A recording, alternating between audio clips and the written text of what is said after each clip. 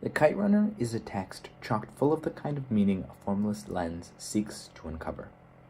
Hosseini Khaled, author of The Kite Runner, uses many different literary devices, from rhetorical questions to symbolism, in order to impart upon the reader his view of the story.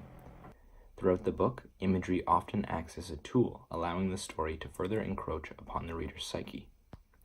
Khaled uses this device extremely effectively, attempting to amplify the emotion that can be derived from his story. Throughout the book, imagery often acts as a tool, allowing the story to further encroach upon the reader's psyche. Khaled uses this device extremely effectively, attempting to amplify the emotion that can be derived from his story. One example of imagery is when Amir accepts Rahim Khan's proposal with the goal of becoming good again. The author wants to show just how dire a situation Sarab is in, and to do this, he uses strong imagery to describe the beggars, who were mostly children, some no older than 5 or 6. He describes how they squat at every street corner dressed in shredded burlap rags, in order to impress upon the reader what's at stake for Sarab should Amir's mission fail. We are drawn further into the story simply because of the emotional significance associated with Sarab and the mission. Khaled expertly adds another layer of depth to his book in how he works with emotion. Because of how intense the scenes are with the most imagery, and seeing as the book is written from Amir's point of view, it is reasonable to think that he would remember the points in his life with the most emotion, and thus be able to describe them more vividly than he would any other day. One of the most important parts of the book is Amir's fight with Issa. As a reader, imagery makes the feeling almost palpable, and because of this, the tension between the two fighters explodes. We are able, to some extent, feel the pain of having a nail where a framed picture may have once hung, jabbed at our backs, and further, the pain of the brutal beating Amir is subjected to by Asef's knuckles as they shatter his teeth along with his jaw. More importantly, however, this imagery escalates tension. With the end of the book closing in, there is the very real possibility that Amir's story might end here. Such an effective use of the fundamental formalist device brings the entire story to a crescendo, which is why the eventual release of tension is so impactful. Both examples use imagery as a conduit through which emotion is funneled.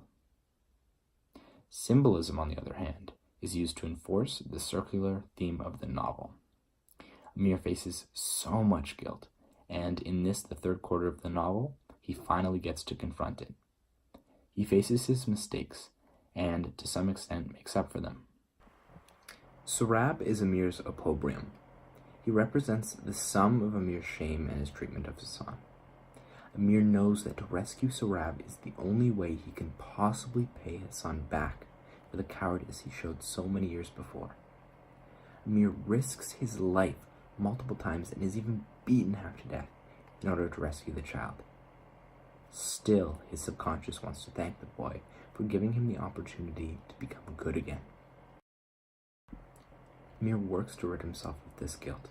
He seeks to do so in bringing Sarab back to live with him in America, and in this moment he offers Sarab a photo of his father. Not only is he transferring a memory, but in raising or offering to raise Sarab, he believes he can relieve himself of his debt to Hassan. In this way, the picture represents a final release from his inner conflict, and it's this symbolism that makes it so important. The subject of the Telltale Heart and Amir both go through very similar experiences with guilt. As a young child, Amir allows his friend to be raped, and the memory of it sticks with him for the rest of his life.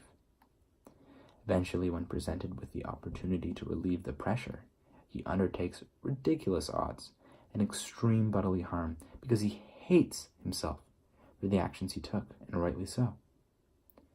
The subject of the Telltale Heart experiences this same pressure and the same regret.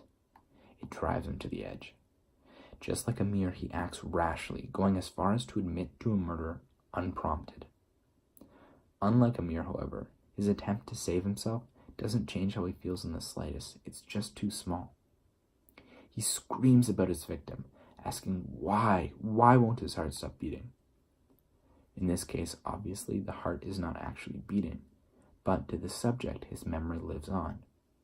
Even after burying him, he cannot escape the death that he caused. Both authors work with significant symbolism in their stories.